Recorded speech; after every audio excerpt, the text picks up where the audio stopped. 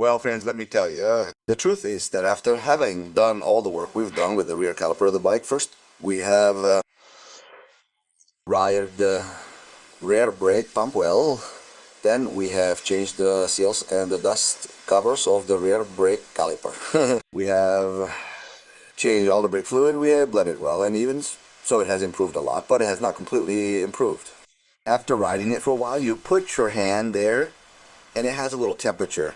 It is not as hot as before, but it is still a little warm, while the ones in front have no temperature, and you can still notice a little braking, not much, but a little. So by elimination, the only thing left to change would be the rear brake pad. The truth is that although almost nobody does it, the useful life of brake pads is theoretically 4 or 5 years. It is supposed that every 4 or 5 years they should be changed. However, nobody does this, nor the opposite. These rear brake lines, from what I gather, are the originals. So of course, the originals mean they are 36 years old. So neither 4 nor 36 years old. So although from an external point of view they may seem fine, they probably have deteriorated on the inside after so many years. And even if they have a little degradation, it could prevent the brake calipers from returning and opening properly. In conclusion, the only thing left for the entire hydraulic system is to change the brake lines. So by elimination, after having done the initial steps that are supposed to be done to start dismantling everything, the last thing left is to change the rear brake line. I have already changed the front brake lines. I also changed the hydraulic clutch line. So the only thing left to change in the hydraulic system would be the rear brake line, which I am going to change now.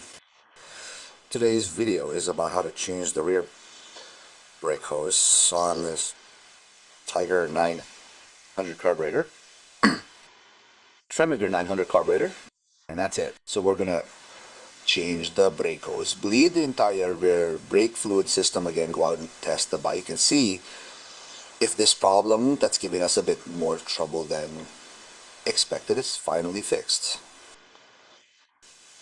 Alright then, let's remove the seat, and we'll also remove the side fairing to gain access to the brake pump area where a section of the brake line is located, and the other section of the brake line is there.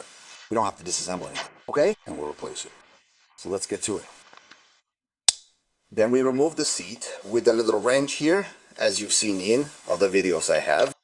I'll leave you here the videos about removing fairing seats and so on from the Tiger, so as not to repeat myself and not make this video too long. We remove this side cover with 3 small screws, one here, and one here, and one here. And now we are going to remove this pump protector to be able to access this part of the brake caliper, okay? Which is this screw here and this screw here. We remove it, and now we have easy access to the upper part of the brake caliper. Well, once the cover is removed, we now have access to the brake caliper here. We simply have to release the brake sensor. Okay. Oh. The one that makes the rear light come on when we press the brake pedal. We have to unplug it so that everything turns together. And here we have the new brake caliper. And that's it, replace it. Remember that the brake caliper has washers at both ends, okay? Very important. Let's do it. Okay, well, we have disconnected the connector of the brake warning light so that we can turn it properly and not break anything. We have now put this end of the new cable, this little brake caliper with over the 2 washers. Now we are going to remove this guide and this guide from the previous brake caliper plus this screw to put the new brake caliper in. And now the whole process will be to bleed the brake fluid. And well, we have already put it here. I just need to shape it with these 2 adjusters, that is position fixers, so that it stays in place and everything is perfect. So I am going to do that. Well, after putting the 2 brake caliper guides here, I am now in the process of bleeding the air from the circuit because logically it has come to change the brake caliper, and I am working on it. I have very little left. And nothing, I open it, press the brake pedal, let the air out with the brake fluid, close it, and press, press, press until it gains pressure. And so on several times until the air is no longer in the circuit.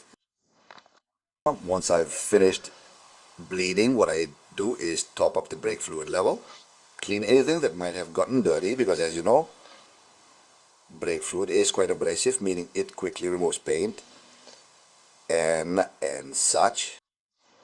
I blow dry everything and leave it really clean. We put the brake pump protector back on, the side cover, the seat, and that's it. Let's try it out and I'll tell you how it went. And if this has fixed it,